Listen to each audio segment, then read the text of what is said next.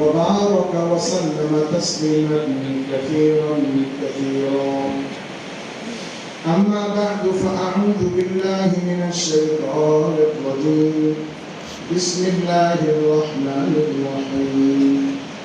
قل هذه سبيلي أدعو إلى الله على بصيرة أنا ومن اتبعني وسبحان الله وما أنا من المشركين. وقال تبارك وتعالى فاسألوا أهل الذكر إن كنتم لا تعلمون.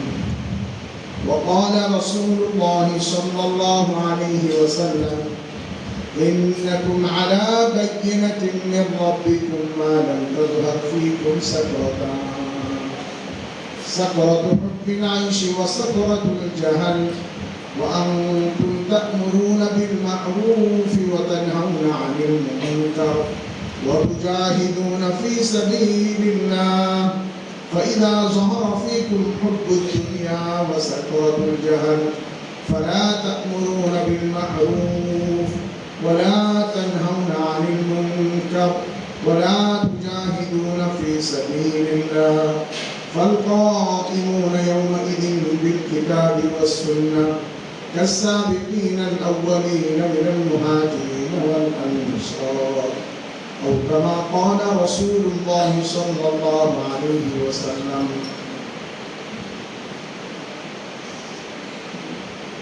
সম্মানিত কামরাঙ্গীরচরের বিভিন্ন মাসাজিদের আইম্মা ইকরাম, পত্র মাদ্রাসার আসাতিজা ইকরাম এবং দাওয়াত তাবলীগের দ্বীনী সাথী ও আজিজ ছাত্ররা, আপনার এই মজমায় কথা বলা একটু কঠিন। এখানে আমার আশপাশে অনেক ওলামা ইকরাম আছেন যাদেরকে আমি লৌকিকতা নয়, আল্লাহর কসম খেয়ে বলছি, আমি লৌকিকতা করে বলছি না, আমি অন্তর থেকে তাদেরকে আমার উস্তাদ বরাবর মনে করি। এমনিতে আমার মধ্যে তেমন এদের কারণ কিছু নাই, কিন্তু খোদাদার জিনিস এটা আমার মধ্যে বরাবরই ছিল। যে কোনো জায়গায় গিয়েছি, যে কোনো জায়গায় যে কোনো আলিমকে বয়সে বড় হলে মাদ্রাসার উঁচু কিতাব পড়াইলেই আমার উস্তাদের মতোই আমি তাকে সেই দৃষ্টিতেই সবসময় দিচ্ছি।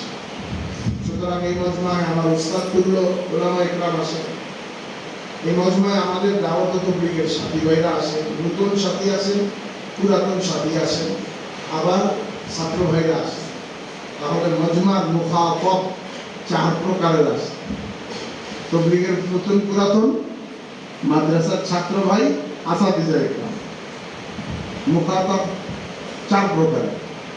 এখানে এক মৌজুতে কথা বলা যাবে, কিন্তু প্রয়োজন ছাত্র ভাইদেরও উপকার হয় এমন কিছু কথার দরকার। তাবলীগের সাথে আসছে, তাদের কিছু কথা দরকার। তার কারণ হলো তারা, আপনাদের কথা বলছি না, মানে ওভারঅল পুরা দেশে আমরা আলেমদের সাথে আসি, এই কথা বলে শয়তান একটা অস্পৃশ্যা দিয়ে দিছি, মেহনত না করলেও চলবে, মেহনত কমাই দিচ্ছে।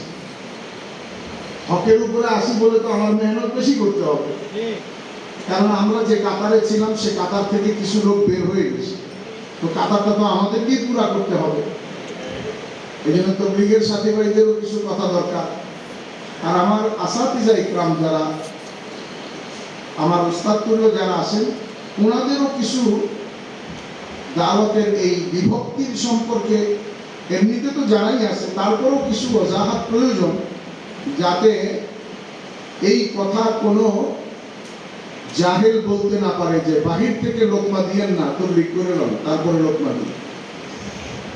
তাবলীগের মধ্যে একটা যারা মাওলানা সাদ সাহেবকে বেশি ভালোবাসছে এবং ওই দিকে চলে গেছে, বড় ভালো মানুষও এদের মধ্যে আছে, ট্র্যাপে পড়ে গেছে, তকদিরের ফেরে পড়ে গেছে, অথবা পিছনে কারো বদ্ধ আছে, কিছু একটা হবে।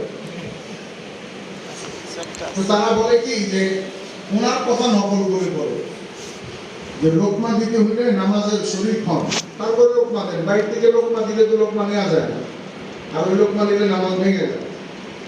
এইটা খুব বলতো, এটা বন্ধ করে দিচ্ছে।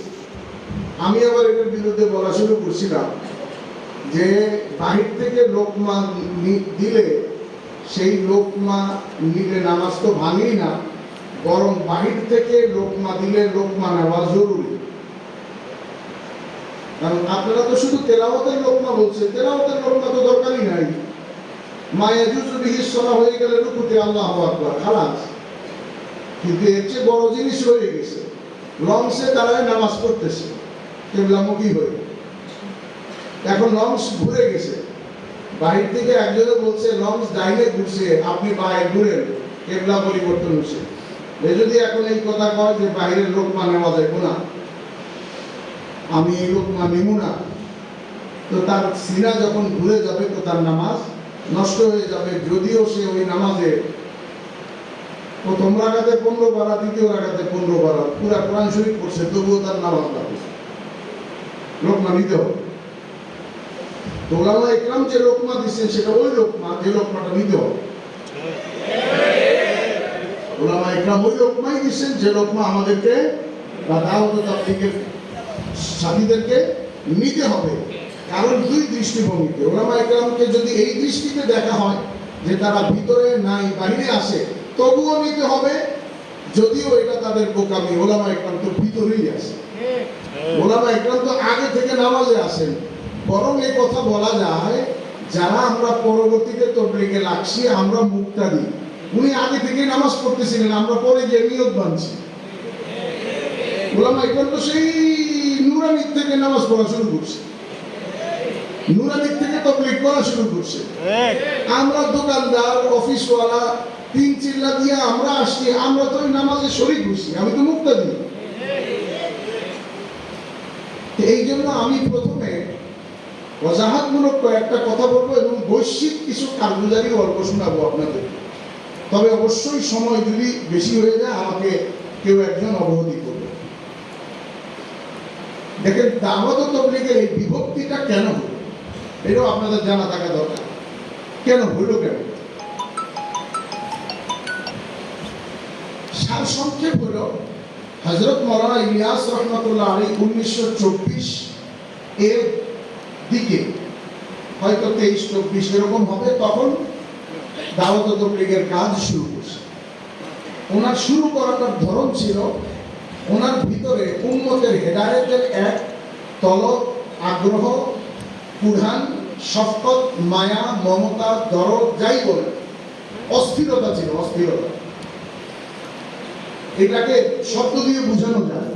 যেমন এক মায়ের এক সন্তান ছাদের উপরে রেলিং ছাড়া কিনারায় চলে আসছে, মা নিচ থেকে দেখতেছে যে আয় হায় বাচ্চাটা কিভাবে ছাদে গেল, ছাদের কিনারায়।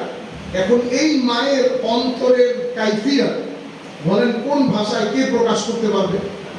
তার ভিতরের চিন্তা হলো, আমি কি দৌড়াইয়া ছাদে যাব, গিয়ে কি বাচ্চা পাবো, আর আমি কি ওকে ডাক দিব? ডাক দিলে তো লাভ দিবে। এটাকে বলে কি কর্তব্য বিমূঢ়, মবহুত। হ্যাঁ না, আমার কি করার আছে? হযরত মাওলানা ইলিয়াস রাহমাতুল্লাহি আলাইহি এর অন্তরে আল্লাহ তাআলা খোদা প্রদত্ত ভাবে আল্লাহ তার অন্তরে উম্মতের এক দরদ আর এক মায়া দিয়েছে, যা নবীর ওয়ারাসাত হিসেবে আল্লাহ তাআলা উলামায়ে কেরামকে দিয়েছেন। ওনাকে আল্লাহ তাআলা এটা কিঞ্চিত বেশি দিয়েছে। এটা আহলুল্লাহদের স্বভাব ছিল, হাবিবুর রহমাতুল্লাহ আলাইহি ওনারও ছিল।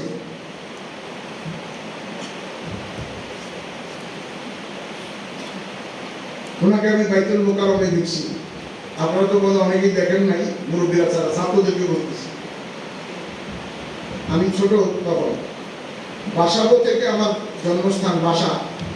আমার 9 বছর বয়সে আমি 82-তে এখানে শুধু হাবিবুরকে দেখতেই আসছি। নদী পার হয়ে ধান ক্ষেতের ভিতর দিয়ে হুজুরের বাড়ির সামনে বড় বড় গাছ ছিল, ওই গাছের নিচে বসেছিলাম, উনি কখন আসবে শুধু দেখবো কাছ থেকে।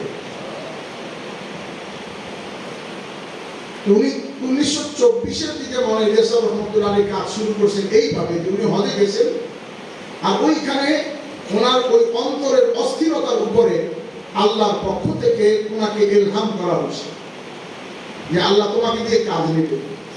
তুমি পেরেশান হয়ে গালিবান হযরত মাওলানা হুসেন আহমদ মাদানী রহমাতুল্লাহ আলাইহি কিংবা ফখরুল হাসান সাহেব রহমাতুল্লাহ আলাইহি দারুল দেওবন্দের একজন বড়র সাথে পরামর্শ করছেন যে আমাকে এটা বলা হয়েছে, আমি কি করতে পারি? তো বুজুর্গ সান্ত্বনা দিয়েছেন, তো আপনাকে বলা হয়েছে আপনাকে দিয়ে কাজ নিবেন, আপনি করবেন, এটা তো বলা হয় না। তো যিনি কাজ নিবেন তিনি জানেন কিভাবে নিবেন।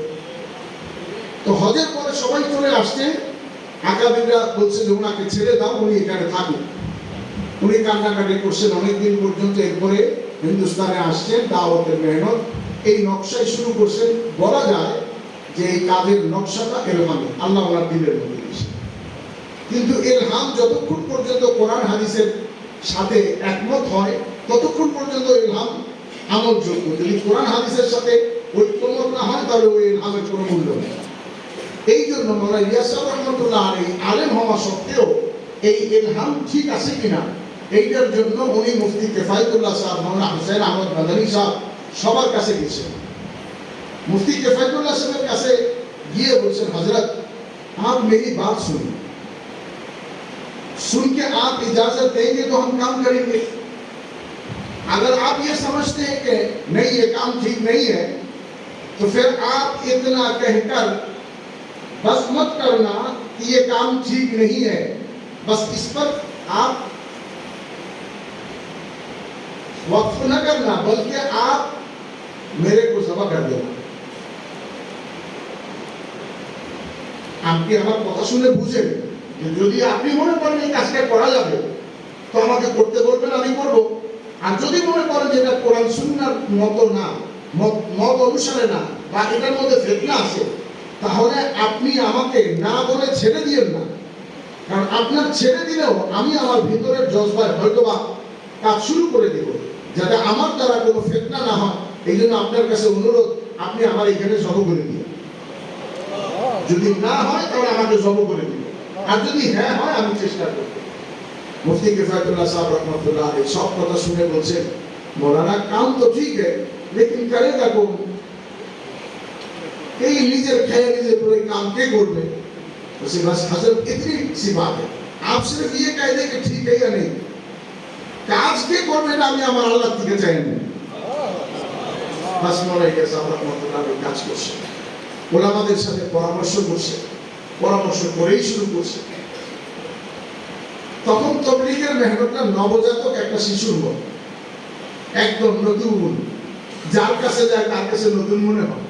খুব আলেমদের কাছেও मौलाना अशरफ अली थानवी रहमतुल्लाह अलैह বলেন ये मुड़ी इलियास ने क्या शुरू कर दिया? अच्छा ठीक है, उनकी जमात बुलाओ। तो প্রথমে একটা জামাত গেছে, মৌলানা ইলিয়াস সাহেব জামাতে বলে দিয়েছে খবরদার হযরতের এখানে যাবা না, যদি ডাকে তাইলে যাবা, আর দাওয়াত মানুষের নিবা না, কিন্তু আলেম দাওয়াত দিলে ছাড়ো না, তার কারা গেল। তো ওই জামাতকে থানা ভবন নিয়ে যাওয়া হচ্ছে। হযরত মাওলানা জাফর আহমদ উসমানী থানভী রহমাতুল্লাহ আলাইহির ভাগিনা আসরের পরে যখন গাছতে বের হবে তো রাহবার কি হবে? মাওলানা জাফর আহমদ উসমানী বলেছেন আমি রাহবার। তো রাহবার জাফর আহমদ উসমানী ইলমের পাহাড়, আর মুতাকাল্লিম মেওয়াতের একদম আনপড় জাহিল গওয়ান নিয়ে গেছে দোকানে। ও দাওয়াত কি দিবে কিছুই তো জানে না। হেদায়েতের কথা আমাদের এক ঘন্টা করলে কটা মনে থাকে, কিছু তো মনে থাকে না। তা ওই জামানায় যখন মেহনতি ছিল না, তো সে দোকানে যখন নিয়ে গেছে তো ওই মেওয়াতি দোকানওয়ালাকে বলছে आ जाओ भाई, हमारा कलमा सुन लो, तुम अपना कलमा हमें सुना दो। এটাই ছিল দাও, আসো ভাই আমার কলেমাটা শুনো আর তুমি তোমার কলেমাটা আমাকে শোনাও। এরা কলেমাটা নষ্ট করছিল ভালো করে। থানভী রহমাতুল্লাহ আলাইহি হযরত জাফর আহমদ উসমানী साहब रहमतुल्लाह अलैह आयशा बोलছে मामू जान ये जमात तो हद कर दिया, अरे ये तो हम हमारे बाजार में जो रोटी बनाने वाले हैं, सालन बनाने वाले हैं, जिनकी रोटी सालन खाकर हमारे यहाँ जर्ब लगाते हैं, ये रोटी वाले को कलमा का पता नहीं है। যাদের রুটি খেয়ে আমাদের এখানে খানকায় লোক পড়ে থাকে, এই রুটিওয়ালা মুসলমান কলমা পড়তে পারে না বা সহি না। तो मौलाना इलियास रहमतुल्लाह अलैहि तौफीक बोलছিলেন, বলে ইলিয়াস ने यास को आज से बदल दिया। ইলিয়াস তো নৈরাশ্যতাকে আশায় পরিবর্তন করছে। হ্যাঁ, একটা কিছু হবে। ওই দিন থেকে মেহনত শুরু করে মৌলানা ইলিয়াস রহমতুল্লাহ আলাইহি ওনার ভিতরের জজবা এটা ভাষায় প্রকাশ করা সম্ভব। মুফতি জাইনুল আবেদিন সাহেব রহমতুল্লাহ আলাইহি, যিনি পাকিস্তানের ছিলেন, আমাদের আলমী সুরার একজন ছিলেন, এবং পাকিস্তানের প্রয়াত প্রেসিডেন্ট জিয়াউল হক সাহেবের পার্সোনাল অ্যাডভাইজার ছিলেন, মুহাদ্দিস ছিলেন, মৌলানা ইলিয়াস রহমতুল্লাহ আলাইহির সহবত ইয়াফতা ছিলেন। মুফতি জাইনুল আবেদিন সাহেব বলেন যে একবার মাগরিবের নামাজের পরে আমি আওয়াবিন পড়তেছি নিজামুদ্দিন। মৌলানা ইলিয়াস রহমতুল্লাহ আলাইহির ভিতরে তো মসজিদের দরজায় হাউস ছিল, তো একজন লোক আসছে, আয়সা পানি খাইছে, পানি খাইয়া চলে যেতেছে। তো মৌলানা ইলিয়াস রহমতুল্লাহ আলাইহি ডাকছে, মুফতি সাহেব, মুফতি সাহেব, মুফতি সাহেব। মুফতি সাহেব নামাজ পড়তেছে, নামাজ শেষ করে গিয়ে বলছে, জি হযরত। তো মৌলানা ইলিয়াস সাহেবের কষ্ট, এই লোকটারে কেউ দাওয়াত দেয় নাই, কিছু বলে নাই, এই কষ্টে বলছে, কাহাঁ থেকে আপ? हजरत मैं तो नमाज पढ़ रहा था, अवाबीन पढ़ रहा था। अरे आप अवाबीन पढ़ रहे हैं, इधर एक आदमी आया, किसी ने उसको दावत नहीं दी, वो चला जाए। आपने अवाबीन পড়তেছিলেন, অথচ একটা লোক আইসা চলে গেল, কেউ তারে দাওয়াত দিল না। তো মুফতি সাহেব ছিলেন, উনি জিজ্ঞেস করলেন, তো क्या हजरत हम अवाबीन না পড়ে তাহলে अवाबीन পড়া ছেড়ে দিব, পয়সাটা কেউ দাওয়াত দিতে? মৌলানা ইলিয়াস রহমতুল্লাহ আলাইহি তার বেকারারি বুঝায় বলছে, नहीं मुफ्ती साहब, हम ये नहीं कहने कि आप अवाबीन छोड़ दें।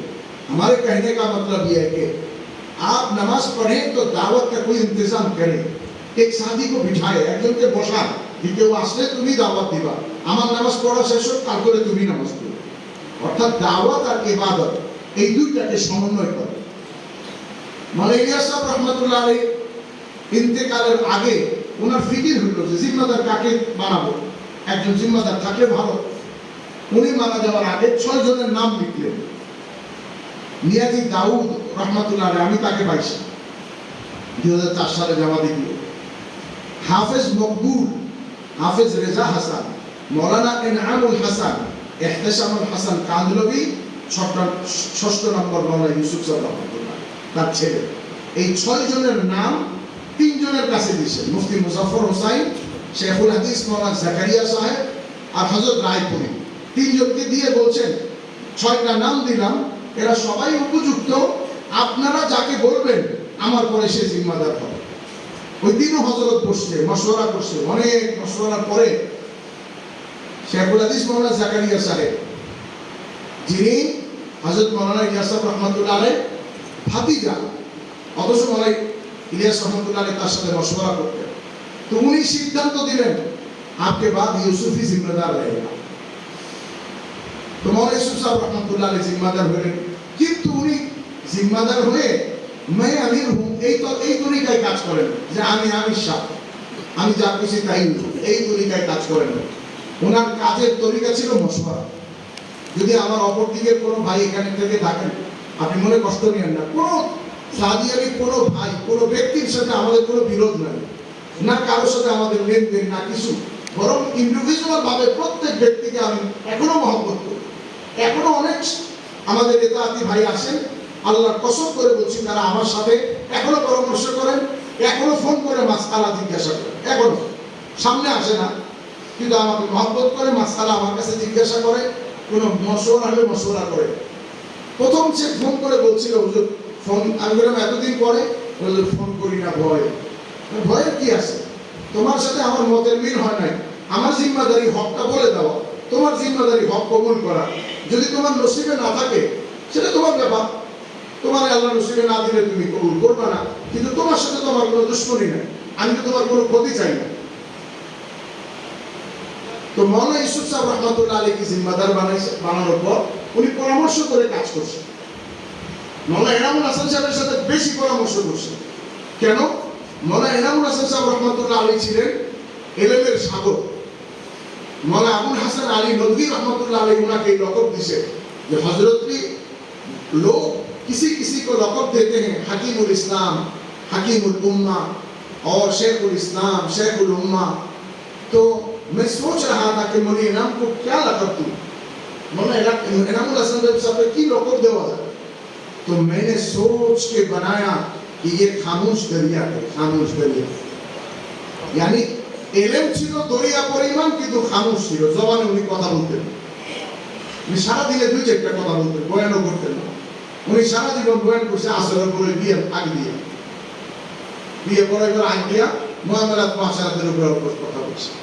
মৌলানা ইনামুল হাসান সাহেব রহমাতুল্লাহ আলাইহি যখন ফারেগ হন ওনার ইচ্ছা ছিলেন আমি হাদিস পড়াবো, জমিন ছিলেন অনেক বেশি, মৌলানা ইউসুফ সাহেবের চেয়েও বেশি, যদিও মৌলানা ইউসুফ সাহেবের হায়াতুস সাহাবা আর অন্যান্য কিতাবের কারণে তাহাবি শরীফের সরার কারণে আমানুল আকবরের কারণে সবাই ওলামারা তাকে বেশি চিনে, কিন্তু এই সকল কিতাব লেখার ক্ষেত্রে অবদান বেশি মনে হয় না ইনামুল হাসান সাহেব রহমাতুল্লাহ আলাইহি। কেন উনি আটকে গেলে কলমটা রাইখা কিতাবটা ওনার কাছে পাঠাইতেন, এত সহিন ছিলেন যে খুলে বুঝতেন যে ইউসুফ কি জিজ্ঞাসা করতে চাইতেছে, ওইটা লেখা পাঠাই দিতেন, সোয়াল জবাব মুখে বলার প্রয়োজন হতো।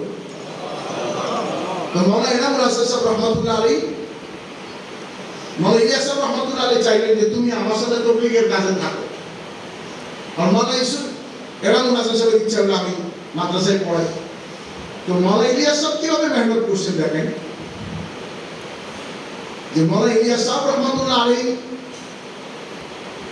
ভাতিজার কাছে পাঠিয়েছে, মরিয়া তুমিও তোমার মত অনুযায়ী চলো না, আমিও আমার মত অনুযায়ী চলবো না, চলো আমরা সালিস কাউকে মশওয়ারা দেনে वाला বানাই। বলছে তুমি যদি রাজি থাকো তাহলে জাকারিয়াকে মানি। জাকারিয়া ওনার ভাতিজা, মৌলানা ইনামুল হাসান সাহেবের শ্বশুর, ইউসুফ সাহেব রহমাতুল্লাহ আলাইহির শ্বশুর। তো বলে দিয়ে ঠিক আছে। তো চিঠি লেখা গেছে, মৌলানা জাকারিয়া সাহেব চিঠি পড়ে অনেকক্ষণ চিন্তা করে বলছেন, মরির নাম কি বলছেন, যাও চাচা জানকে খেদমত বেড়া, যাও চাচা জানের খেদমতে তবলিগের কামেই থাক। উনি কোরবানি করছেন, আল্লাহ তাআলা ভিডিওটাও পুরো করাই দিয়েছেন। শেষ বয়সে উনি বহু কাল পর্যন্ত বুখারী মাদ্রাসা কাশিফুল উলুম মাদ্রাসাতে বুখারী পড়েন। তো আমার বলার উদ্দেশ্য হলো যখনই মশওয়ারা হতো মৌলানা ইউসুফ সাহেব রহমাতুল্লাহ আলাইহি জিজ্ঞাসা করতেন মরিয়ে না মায়া, যদি দেখতেন আসে নাই তাহলে অন্য কাউকে বলতেন যাও মৌলানা ইনামুল হাসানকে ডাকো। একজনকে সে ডাইকে এখনো আসে নাই, আরেকজনকে পাঠাইতেন তুমি যাও মৌলানা ইনামুলকে ডাকো। তো ওনার এই অবস্থা দেখে একজন জিজ্ঞাসা করে বলছে হযরত বুরানা মানে आप मुरी इनाम को इतनी तरजीह क्यों देते हैं? मौलाना इनामुल हसन साहब को तरजीह दें करो, प्राधान्य दें करो, तो तेमन बेशी कथाओ ना। तो मौलाना यूसुफ साहब बोलते मैं इसलिए तरजीह देता हूँ तबलीग हमसे ज्यादा वो समझता है। तबलीग আমার চেয়ে এনাম বেশি বুঝে, তার কারণ সে আমার আব্বার সাথে খেদমত করছে, আমি তখন লেখাপড়ায় মশগুল ছিলাম, আমি এসে তো এখন জিম্মাদার বানাইবার পরে ঢুকছি, এর আগে আমি পড়াশোনার মধ্যে বেশি ছিলাম। এইভাবে মশওয়ারা করে চলছে।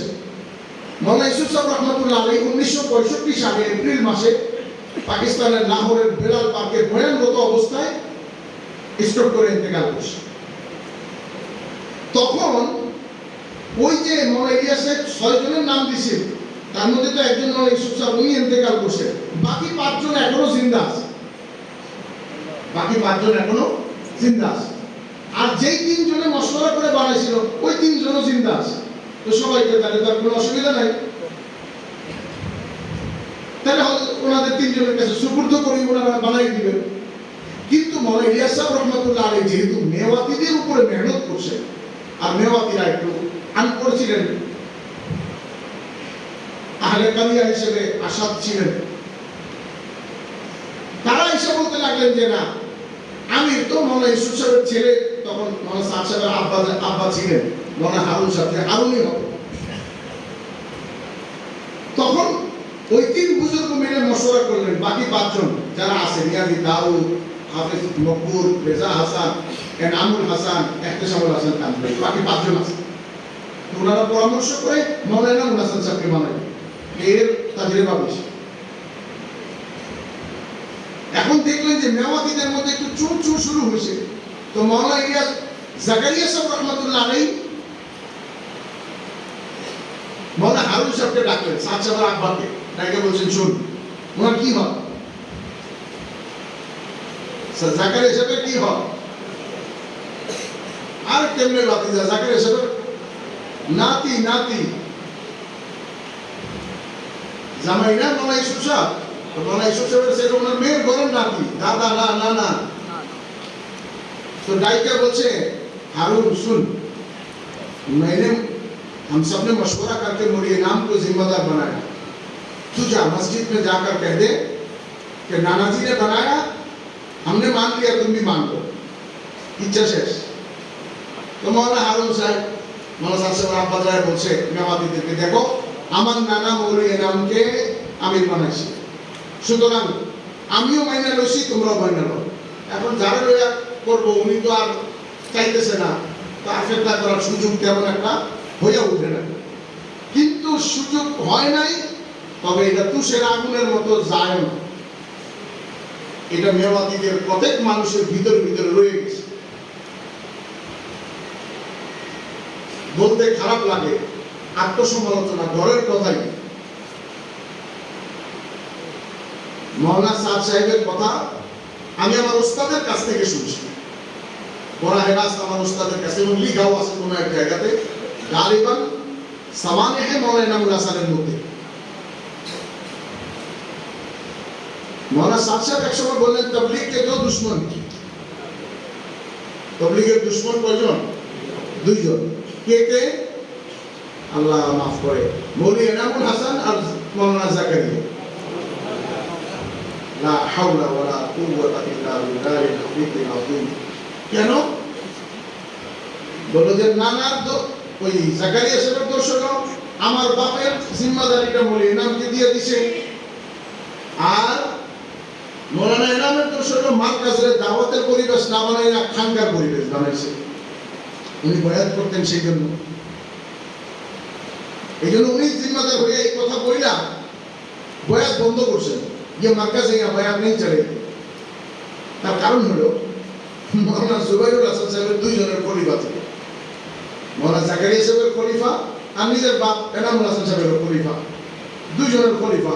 তো কেউ যদি বয়াত হইতে আসে তো ওনার কাছেই আসে, হযরতের কাছে তো আসে না তথাকথিত। এই জন্য উনি বলছেন, হ্যাঁ मरकज का काम चलेगा, बयात नहीं चलेगी। ठीक है, मशवरा हुआ। মশওয়ারা হওয়ার পরে মৌলানা জুবাইরুল হাসান সাহেবের বন্ধ কামরায় একজন বলছে, আমি তার বন্ধ কামরায় গিয়ে বলছি, হযরত আমি আপনার কাছে বয়াত হইতে চাই, কেউ জানবে না। ভাই নেই, মশওয়ারা হুয়া है, বয়াত মানে মশওয়ারা पर আমল করব, যেটা মশওয়ারা হচ্ছে আমি এটার উপর আমল করব। অথচ মৌলানা জুবাইরুল হাসান সাহেব মারা যাইতেই উনি বয়াত করা শুরু করলেন। সন্ধ্যার পরে এক পার্টি মার্কাজে খুঁজে আনে, আজব হযরত জি বয়াত করে। তো বয়াত আপনি আগে বন্ধ করলেন, এখন আপনি চালু করলেন কেন? এইভাবে ধীরে ধীরে মার্কাজের মধ্যে উনি আরো বহু জিনিস মশওয়ারার খেলাফ, কিতাব চালু করা মশওয়ারার খেলাফ, জামাতের সময় নির্ধারণ করা মশওয়ারার খেলাফ, আকাবিরদের সবাই নিঃশ্বাস বন্ধ করে চুপ করেছিলেন যে ইন্না লিল্লাহি। তবলিগের কাজের প্রতি মানুষের আজমত, রেসপেক্ট তো অমুসলিমেরও আছে, যদি এরা জানতে পায় তাহলে কি হবে, এই জন্য সবাই চুপ করে হজম করছে। মৌলানা এনামুল হাসান সাহেব রহমতুল্লাহ আলাইহি শেষ দিকে একটু চিন্তিত হয়েছে শেষ দিকে না, আরো আগে, মানে এটা হয়তো শেখের জীবদ্দশা, এখন বলার সময় নেই। শেখুল হাদিস মৌলানা জাকারিয়া সাহেব মৌলানা ওমর পালনপুরের মাধ্যমে মৌলানা এনামুল হাসান সাহেবকে বলছেন, মৌলানা এনাম इसकी एक मजमून है, শুনে বলছিল তাকে বলো সে যেন এখন জামাত বানায়, সুরা বানায় সব জায়গায়, শুধু মার্কাজে না। ওই তখন থেকে জেলায় সুরা, থানায় সুরা, ইউনিভার্সিটিতে সুরা, মানে জামাত বানানো হতো, জামাতটা মিলা সামলাবে। মানে ব্যক্তি ইস্তেদাদ কমে গেছে সেই দৃষ্টিভঙ্গি। তো হযরতজি 1993 সালে হজের মৌসুমে সাথীদেরকে বললেন যে ভাই কাজ সামলাইবার মতো তো এখন আর আমার স্বাস্থ্য নাই, সামর্থ্য নাই, তোমরা যদি বলো চাও তাহলে আমি একটা জামাত বানাই দিই আমার শেখের কথা অনুযায়ী, যদিও তার শ্বশুর কিন্তু তার শেখ আমার শেখের কথা অনুযায়ী। সবাই বলছে জি হাজার। তখন উনি হযরতজি 10 জনের জামাত বানাইছে, তখনই বানান নাই। হযরতজি বলছেন তোমরা সবাই হজ শেষ করে নিজামুদ্দিন আসো। আগস্ট মাসে সবাই নিজামুদ্দিন গেছে। ভিসা তখনই হজের সময় সৌদি আরবের ইন্ডিয়ান এমবাসি থেকে নিয়ে নিছে। আগস্ট মাসে আসার পরে হযরতজি পরামর্শ করে 10 জনের সূরা বানাইছে। পাকিস্তান থেকে 4 জন, মুফতি জাইনুল আবেদিন রাহিমাহুল্লাহ, সাঈদ আহমদ খান সাহেব রাহমাতুল্লাহ আলাইহি, ভাই আফজল সাহেব রাহমাতুল্লাহ আলাইহি, হাজী আব্দুল ওয়াহাব সাহেব রাহমাতুল্লাহ আলাইহি। বাংলাদেশ থেকে একজন হাজী আব্দুল মুকিত সাহেব রাহমাতুল্লাহ আলাইহি। কয়জন হলো? 5 জন। হিন্দুস্তান থেকে 3 জনের নাম বলছে। মাওলানা সাদ সাহেবের নানা ছিলেন মার্কাজে বহু বছর, এটা মানে এই আবু দাউদ শরীফ পড়াইছেন, হেদায়েত উনি হায়াতুস সাহাবাও সব সময় পড়তেন, বাইরে সফরে যেতেন না। তো মাওলানা ইজহারুল হাসান রাহমাতুল্লাহ, তো হিন্দুস্তান থেকে মাওলানা ইজহারুল হাসান, মাওলানা জুবাইরুল হাসান আর মাওলানা উমর ফারুক। তো কয়জন হলো? 8 জন। এরপরে হযরতজি বললেন এক কাম করো, इन दोनों को भी ले लो, 10 पूरे हो जाएंगे। কোন 2 জনকে? 2 জনের একজন হলো, আল্লাহ আমাকে মাফ করে দেন, আমি অত্যন্ত ইস্তেগফারের সাথে বলি যদি আমি ভুল বলি। আমার কাছে মনে হলো যেন এরকম, এটা কোথাও বলেন না হযরতজি, আমার কাছে মনে হচ্ছে যে একজনকে বলছে বুজুর্গি হিসেবে নিয়ে নাও, সেটা হলো মিয়াজি মেহরাব রহমাতুল্লাহ আলাইহি, নিরক্ষর বুজুর্গ ছিলেন। আরেকজনের কথা বলছেন মাওলানা সাদ সাহেবের কথা, এই কেউ নিয়ে নাও। এটা দৃষ্টিভঙ্গি গালিবান আমার মনে পড়ে যে তার নানির উপরে তো ফিতনা করবে।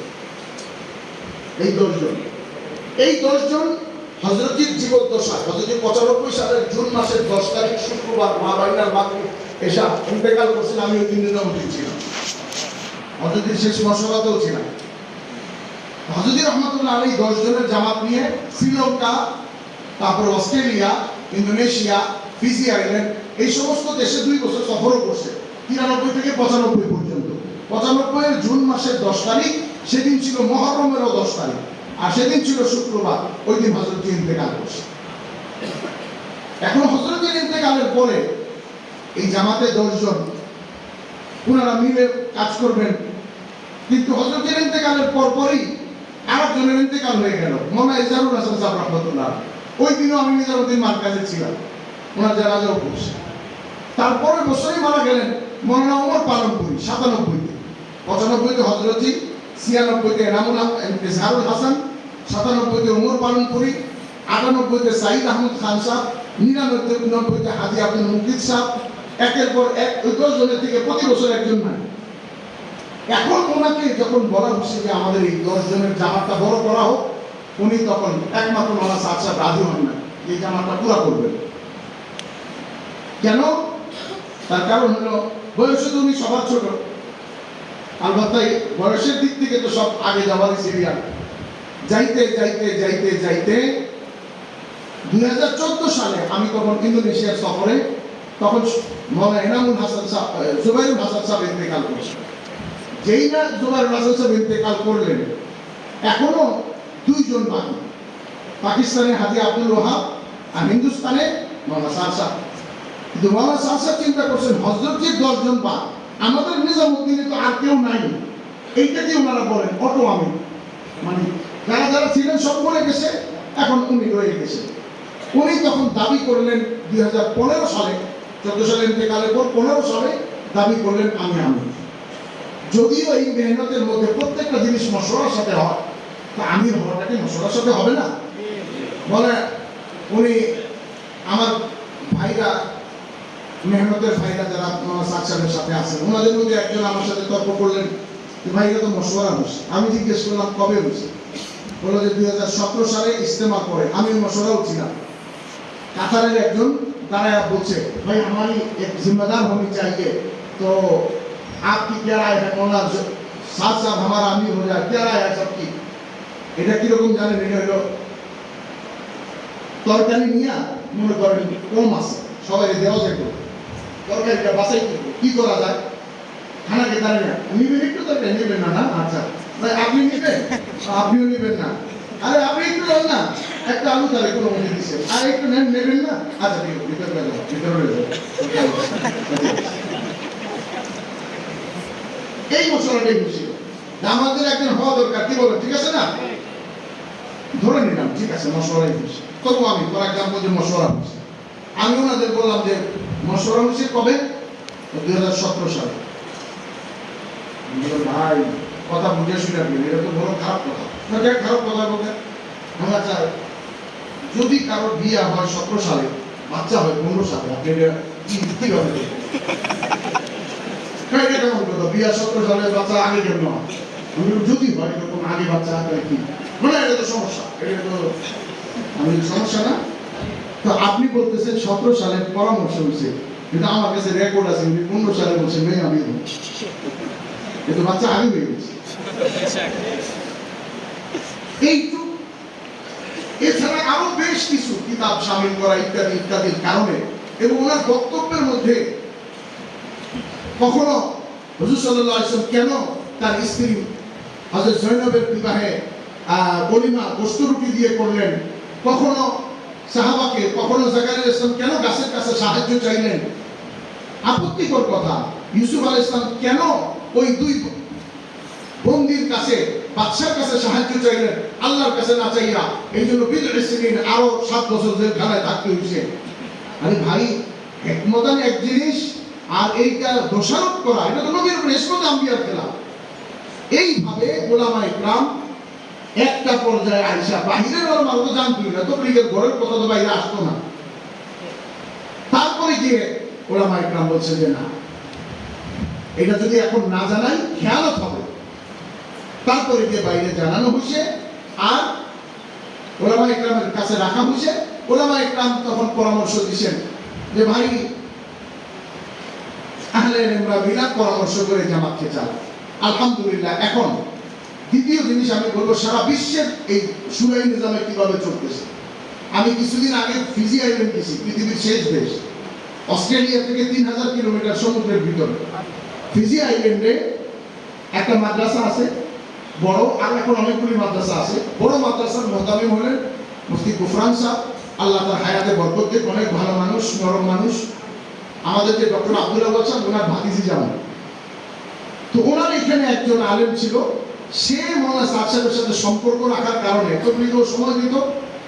ওই ঠিক ওই মুহূর্তে যখন বিভক্তি ঘটে, তখন সাহেব ওইখানে গেছে, এবং ওনার কথার কারণে একচেটিয়া পুরা দেশ ওই দিকে চলে গেছে। যাই হোক, আমি এরপরে আমরা 18 সালে সফরের জন্য সিঙ্গাপুর পর্যন্ত গেছি। কিন্তু সিঙ্গাপুর যাওয়ার পরে যখন ওই সময়ের সময় যে উনি যাইতেছে ওইখানে, কারণ ওনার এই জায়গাগুলি আসলে ধরে রাখার জন্য প্রতি বছর যায়, ওইখানে যাইতেছে। আমরা মার্কাজে জানাইলাম, মৌলানা রবিউল হক হুজুরের সাথে পরামর্শ করলাম যে কি করবো হুজুর, টিকিট তো non refundable, no change, no refund, ফেরত পাবো না, কি করবো এখন, যাবো কি যাবো না?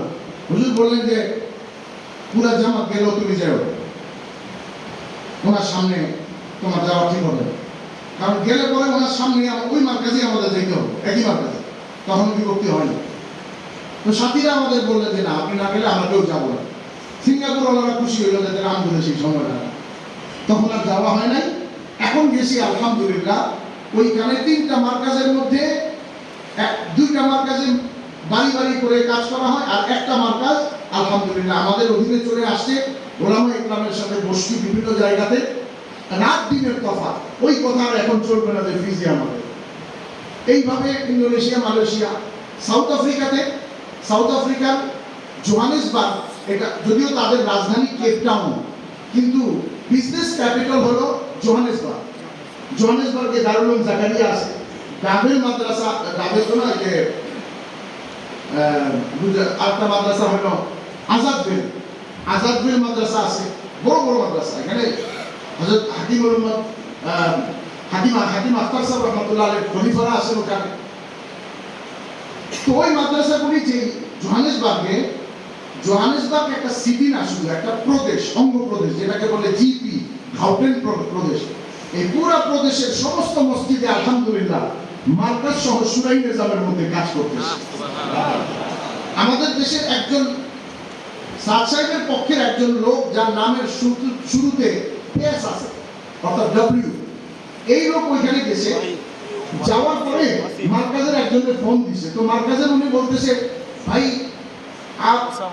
तबलीग में आए या किसी और काम से? नहीं, तबलीग में आए। तो आप तबलीग में आकर मरकज में आकर कहाँ गया?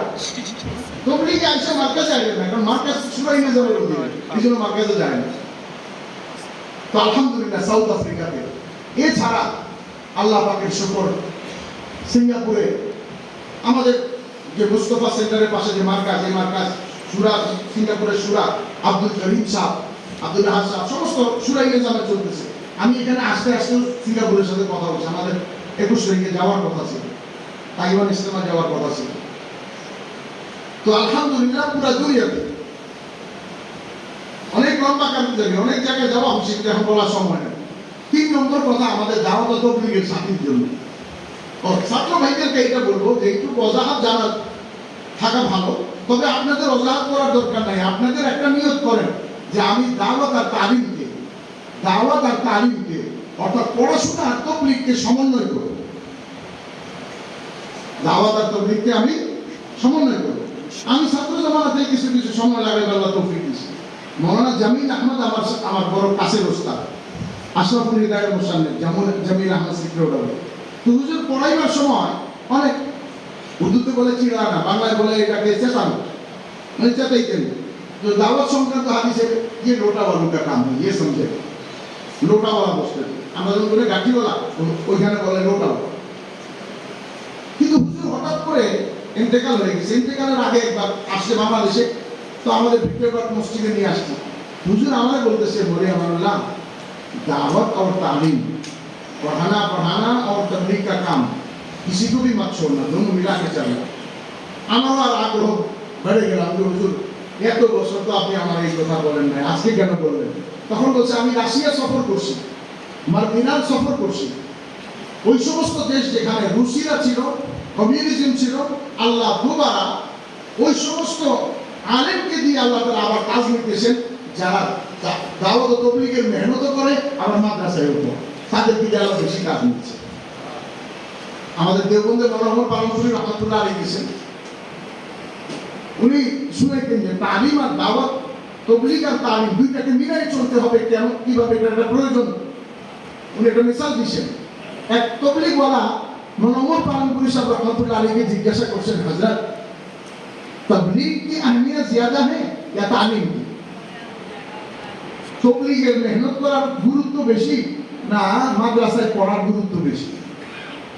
मनोहर पालनपुरी साहब रहमतुल्लाह अलैह में सोच में पड़ गया, ये इस आदमी को अगर मैं कहूँगा, আমি যদি তারে বলি যে পড়াশোনার গুরুত্ব বেশি, তবলীগ ছেড়ে দিল, আর যদি বলি তবলীগের গুরুত্ব বেশি, তাহলে মাদ্রাসায় ছোট নজরে দেখবে। তো ওনারা তো আহলে দিল ছিলেন, এই জন্য আল্লাহ তাআলার পক্ষ থেকে এলেন। উনি বলেন যে আল্লাহই আমার মিসাল হঠাৎ করে দিছে। বলে আমি তারে বললাম जवाब दूंगा, इससे पहले तू मुझे एक जवाब दे, खाने की जरूरत ज्यादा है या पीने की? খাবার জরুরত বেশি না পানি পান করার জরুরত বেশি? तो बेटा चिंता करो हजरत, सिर्फ खाता रहूंगा पानी नहीं तो आगे के मर जाऊंगा, और सिर्फ पानी पीता रहूंगा तो खाना नहीं है, तो इससे भी जिंदगी गिजा नहीं होगा। खाना पानी दोनों की जरूरत है। मनोहर पालनपुरी साहब बोल रहे दावत और तालीम दोनों की जरूरत है। এজন্য ছাত্র ভাইদের কাছে আমার আবেদন হলো করজোর যে নিয়ত করে নেন ছাত্র জামানাতে ভালো করে পড়াশোনা, এটাই আপনার তবলীগ। শুধু ছুটি ছাড়াতে কিছু সময় লাগাবেন, রমজানে সময় লাগাবেন, আর ফারাগতের পরে সাল 1 বছর দাওয়াতের কাজ শিখে উম্মতের সাথে কিভাবে চলতে হয় এটা শিখে তারপরে মেহনত করবেন ইনশাআল্লাহ। সাধারণ সাথীদেরকে বলছি, ভাই এই মিষ্টি কথায় আসিরা দিসগুলো যে আমরা আলেমদের সাথে আছি, মেহনত করব, নিয়ত করে মেহনত করব, হার হালে মেহনত করব। হুজুর তবলীগকে যদি কথা বলতে দেওয়া হয়, আমি সব জায়গায় বলি, তবলীগকে যদি কথা বলতে দেওয়া হয় আর এই নুরিয়া মসজিদের সামনে দাঁড়া করানো হয় যে তবলীগ তুমি আমাদেরকে কিছু বলো, তো তবলীগ বাইসাই আমাদের সুরাই নিজামের সাথীদেরকে বলবে যে তোমাদের বিরুদ্ধে আমার অভিযোগ, তোমাদের উপরে আমার আক্ষেপ। কেন? বলে যারা আমারে সাইরা দিয়া কোরআন হাদিস বাদ দিয়ে আমারে ধরছে, তাদের সাথে তো আমার তালাক হয়ে গেছে, ও তো আমার জামাই না, আল্লাহ তো আমার 3 তালাকের মুগাল্লাদা হয়ে গেছে, ওইটার কোনো জিম্মত তুমি আমার স্বামী ছিলা। অর্থাৎ তুমি যখন বলছো কোরআন সুন্নাহ অনুযায়ী তবলীগ করবো, তাহলে তোমার কাছে আমার জিম্মাদারি ছিল, তাহলে তুমি কেন মেহনত করলা? তোমার সমস্ত মুসিবত তবলীগের উপরে কেন আসলো? তোমার বাড়িতে আত্মীয় আসছে, তাও তুমি অফিসে গেছো, দোকান খুলছো, জ্বর জ্বর লাগে দোকান খুলছো, মেহমান আসছে দোকান খুলছো, শ্বশুর শাশুড়ি আসছে দোকান খুলছো, বৃষ্টি আসছে দোকান খুলছো, কারফিউ লেগে গেছে, তারপরও দোকানের এক ঝাঁপ খুলে ফাঁক দিয়ে দেখে যে কাস্টমার আসেনি, থাকলে আসে, ভিতরে আসে।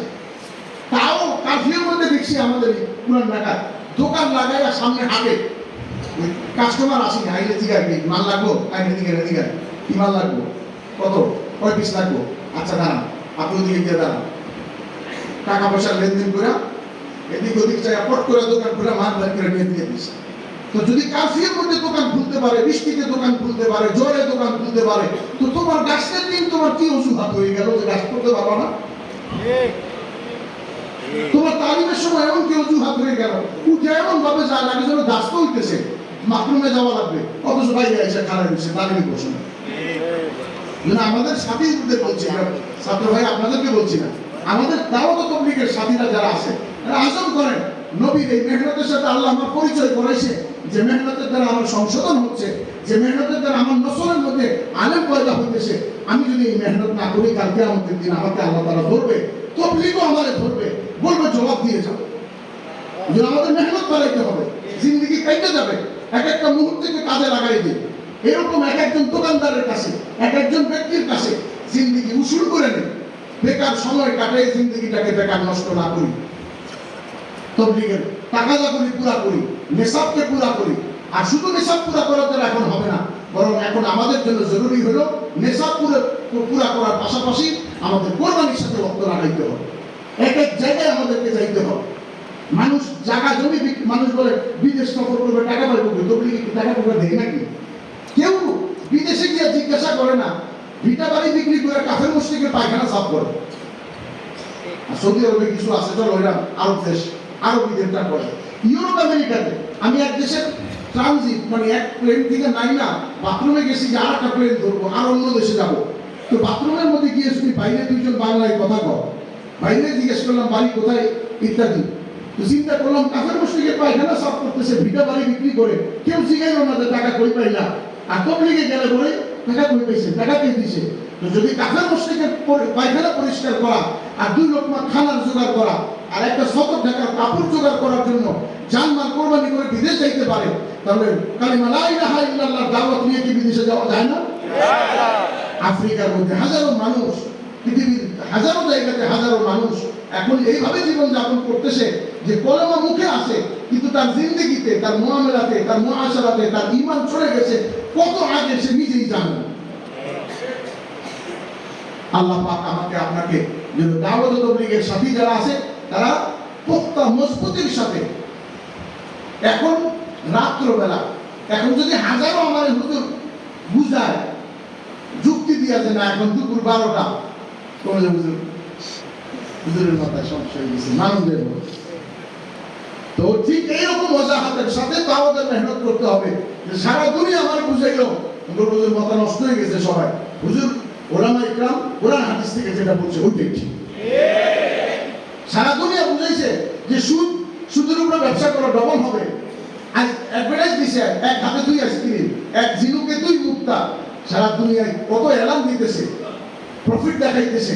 ঈমানওয়ালা কি বলছে? আমার আল্লাহ যেটা বলছে ওইটা ঠিক, যে সুদের মধ্যে গেছে সে ধ্বংস হয়ে গেছে। এই জন্য দাওয়াত তাবলীগের মেহনতের ব্যাপারে ছাত্র ভাইদের কাছে আমিও ছাত্র ভাই হিসেবে আবেদন যে আপনি দাওয়াত তালিমের সাথে দাওয়াতটাকে মিলাইবেন। ছুটি থাকার মধ্যে নিজেকে তশকিল করে যে আমি জামাতে যাব। আর আসাতিজা ইকরাম ও আলিমা ইকরামের কাছে আমার দরখাস্ত হলো, আপনারা আপনাদের জুমার বয়ানে মসজিদে মুসল্লিদের সাথে ইমামের একটা এমন সম্পর্ক যে প্রত্যেক মসজিদের মুসল্লিদের কাছে তার মসজিদের ইমাম আপনার ইমাম, আর কোনো কিছু চলবে না। সুতরাং আপনি আপনার হৃদ্যতা ও সম্পর্ক দিয়ে তাকে রাহবরি করেন, চলো দাওয়াত তাবলীগের সময় আসবে আপনার কাছে, হুজুর এই সমস্যা এই সমস্যা এই সমস্যা এই সমস্যা, যাও আল্লাহর রাস্তায় তাবলীগের সময় লাগে। আর দাওয়াত তাবলীগের সাথীরা নিয়োগ করে যে আমরা তাকাজা পুরা করব, একদম রোজানার মশওয়ারা থেকে শুরু করে মার্কাজের সবকিছারি থেকে শুরু করে বিদেশ সফর পর্যন্ত সমস্ত তাকাজা পুরা করবো ইনশাআল্লাহ। তৈরি আছি ইনশাআল্লাহ? আল্লাহ আমাকে আপনাদের সকলকে বলা ও শোনার উপর আমল করার। আল্লাহ তুমি আমাকে কবুল করে।